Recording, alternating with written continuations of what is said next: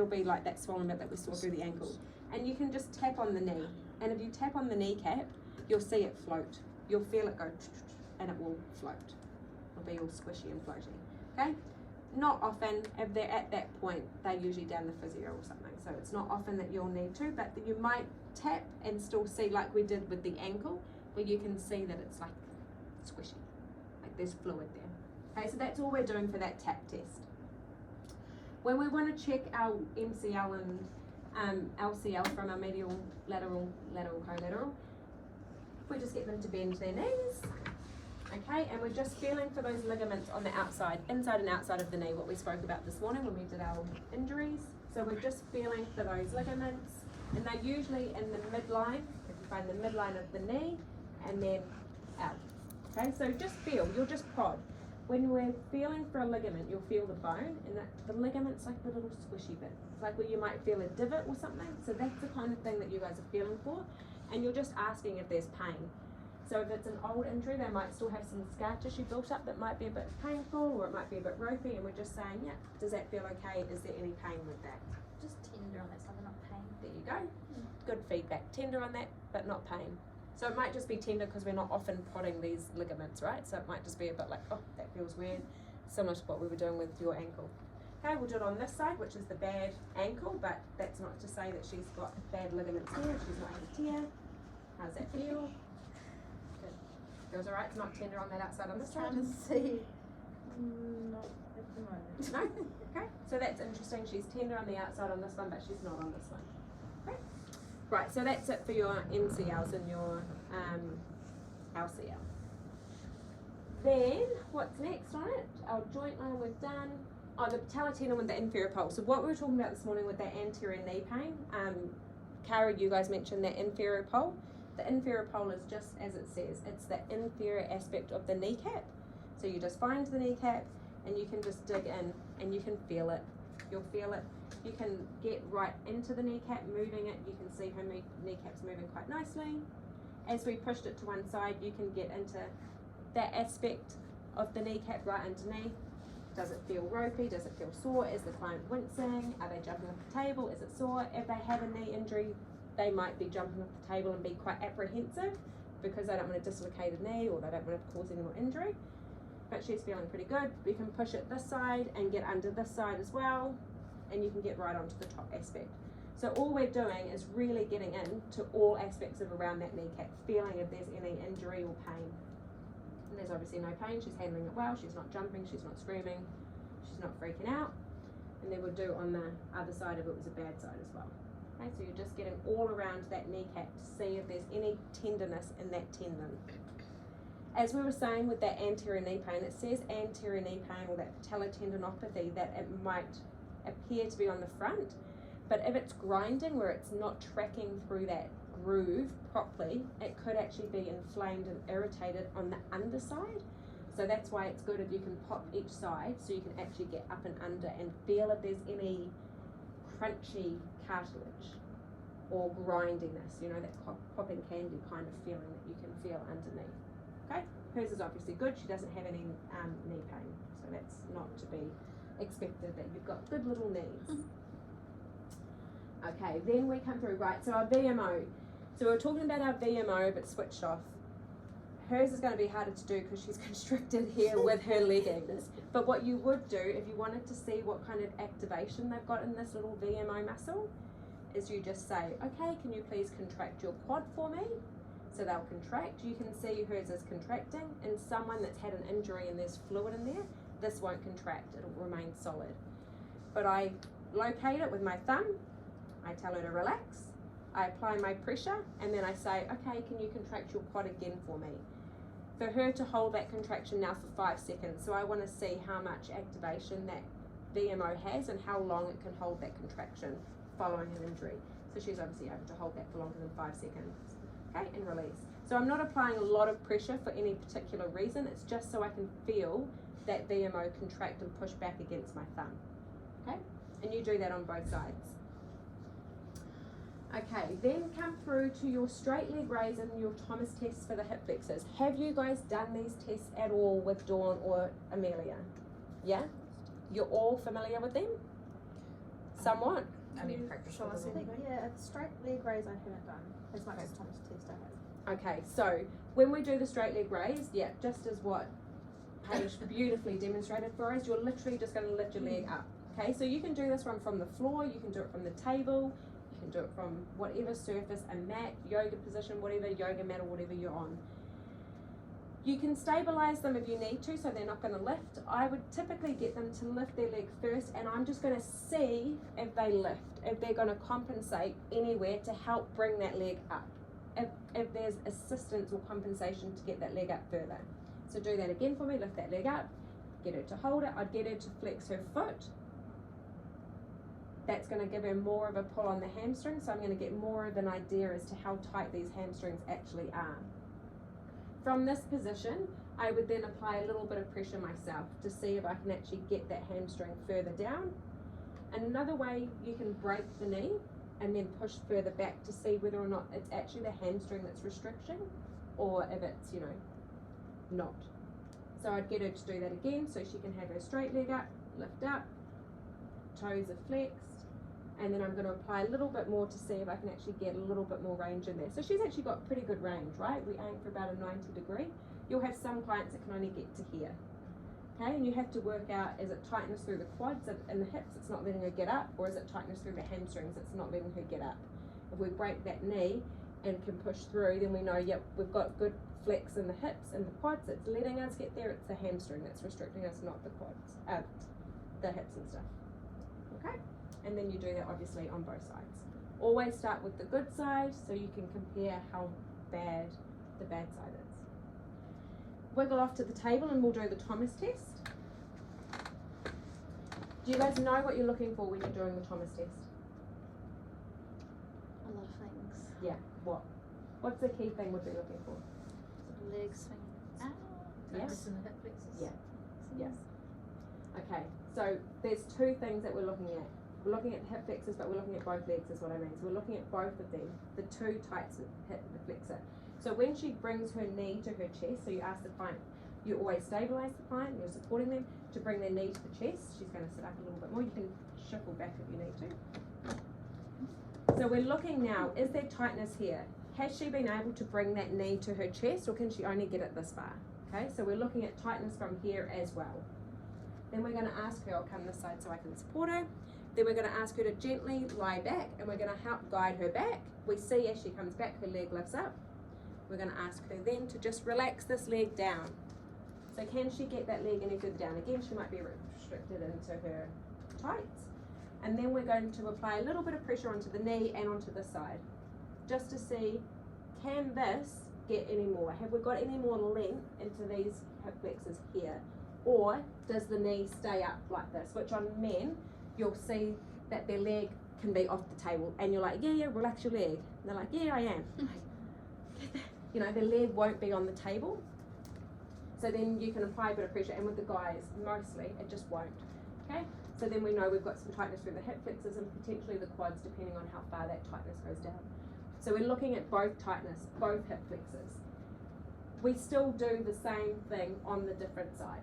Okay, so you do the same test on the other side. Okay, and I'll help her sit up and sit all the way up, and I guide her up. Okay, so she's not feeling unstable, especially if she's a little old frail lady. She doesn't want to be tilting backwards. Okay, and then she'll do the other leg. Same thing. If there's tightness bringing that knee to the chest, this side looks a little bit worse for me. And then we'd get her to slide back. This leg comes all the way back up and it swings up.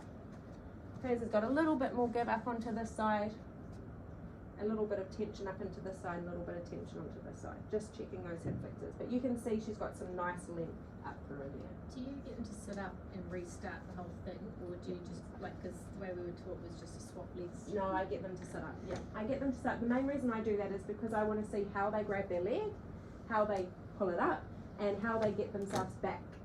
Because you can see when she's flying back, that leg is not, this free leg is just flying. It's not very controlled, right? Yeah, that was better. Now that she's aware of it. So it's all those little movements that I watch to see how they do it. It's up to you if you want to swap legs, but I would recommend them seeing how they get that leg up. There might be a difference between the two sides, even though you've already assessed that hip flexor on one side. When she goes around to actually reach for that knee, there might be a different way that she does it, or she can't quite bring that one up. So yeah, I would do on both sides, restart, but it's up to you. Okay, cool. Need to flick through now because I think we're onto our anterior knee. Sorry guys. You can pause a bit if you need to, Danny, because I'll probably have to log in again.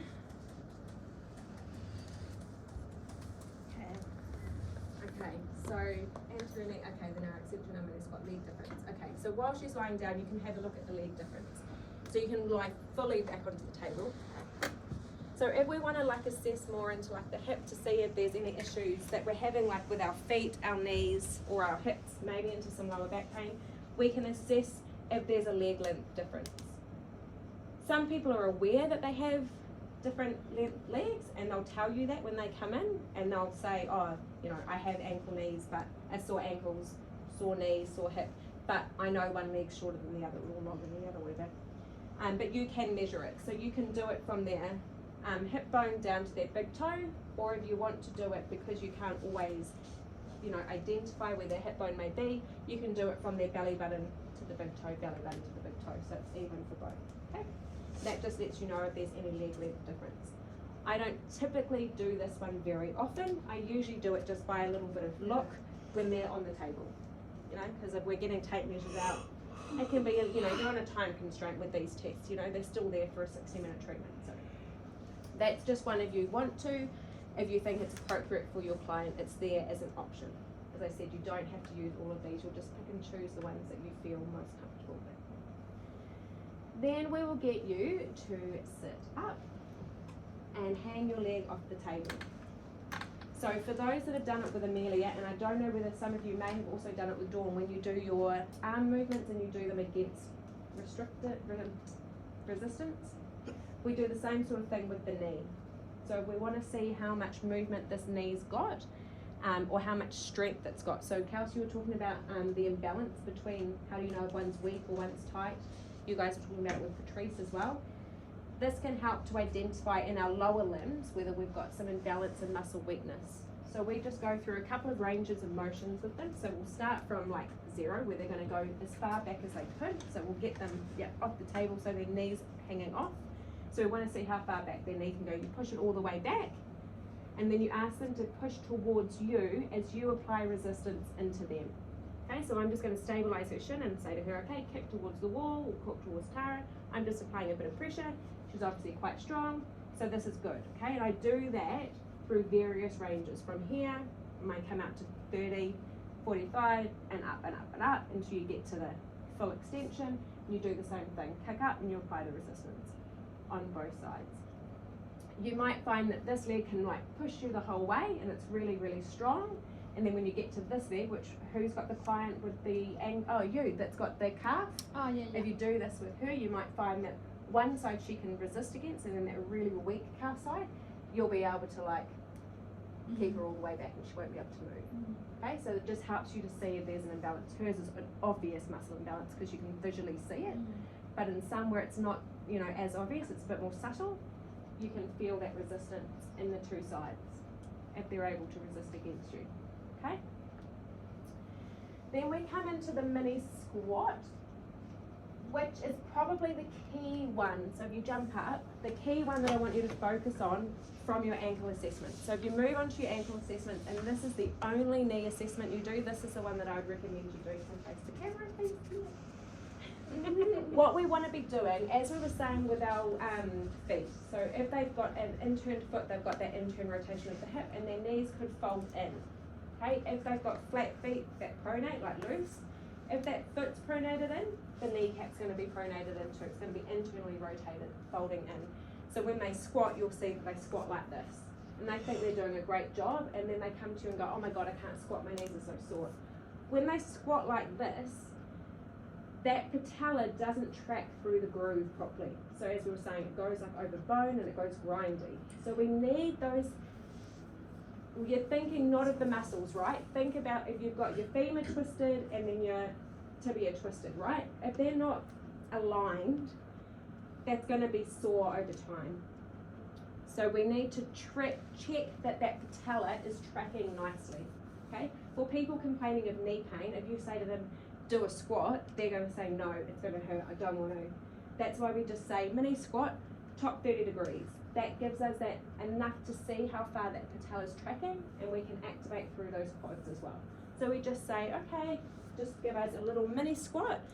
We've already assessed her ankles, but I'm looking at her ankle stability as well. You can still see on this side she's gripping, and I'm looking at her knees.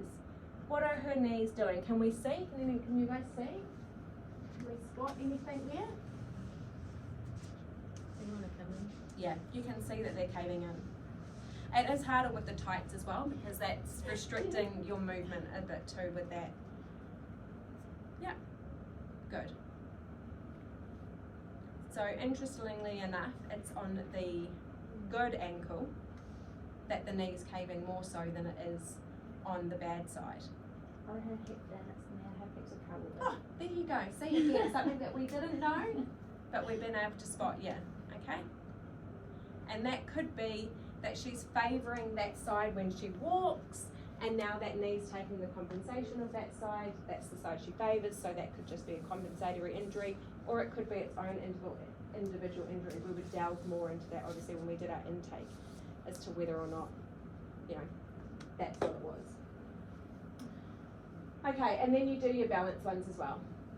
Okay, so they're the main ones to focus on for your knee. From your ankle, then go into your squat and see.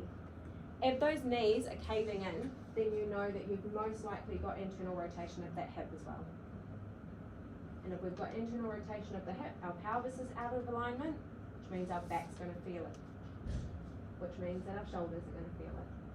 Okay, so it all links up. So even if someone comes to you saying they've got a shoulder injury, if you submit your case study and you've done an ankle and knee assessment as well as a shoulder, even if you only do 1 or 2 ankle, 1 or 2 knees, that's cool.